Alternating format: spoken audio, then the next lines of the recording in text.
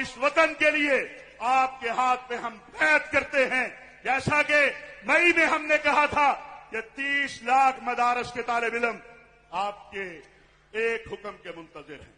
یہ ائمہ، یہ خطبہ، ہمیں اس سے پرواہ نہیں ہے، کیونکہ ہم اس پہ یقین رکھتے ہیں کہ فنا فی اللہ کی تہ میں بقا کا راز مضمر ہے، جسے مرنا نہیں آتا اسے جینا نہیں آتا۔ پاکستان کے خلاف مئی کے بعد تیزی کیوں آتی ہے؟ اس لیے تیزی آتی ہے کہ آپ نے وہ کر دیا جس سے دنیا پریشان ہے۔ یہ اللہ کی مدد سے اور اس قوم اور فوج کے اتحاد سے ہوا۔ انشاءاللہ یہ محراب و منبر کل بھی آپ کے ساتھ تھا، آج بھی آپ کے ساتھ ہے، آئندہ بھی آپ کے ساتھ ہوگا، کہ بہت سارے عرب ممالک کی یقین کہلا رہے ہیں، آپ جنود الحرمین شریفین کہلا رہے ہیں۔ ہم آپ کے ساتھ ہیں، میں ہمیشہ کہتا ہوں، آج پھر کہنا چاہتا ہوں، خوشامد کیا کر رہی، بڑھاپے میں آ گئے۔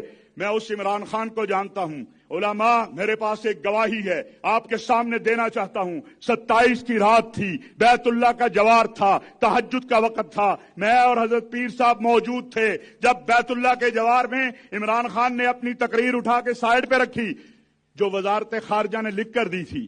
سیکرٹری خارجہ پریشان تھا کہ ہم نے تو ضابطے اور جو بھی سارے ڈال کے دیے، یہ کیا کرنے لگا ہے؟ عمران خان کا پہلا جملہ یہ تھا کہ میری زندگی کی خواہش تھی۔ جناب صدر صاحب، چونکہ ہم آئینی گواہ ہیں، یہ عمران خان کا جملہ تھا کہ میری زندگی کی خواہش تھی کہ کبھی میں تم 57 سربراہوں سے مخاطب ہوں۔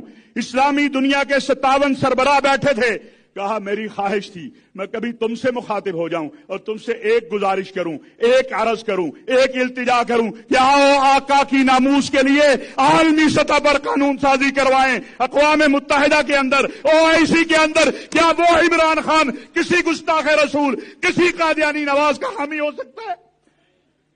میں آخری بات کہہ کے ختم کرنا چاہتا ہوں۔ گالیاں دینا،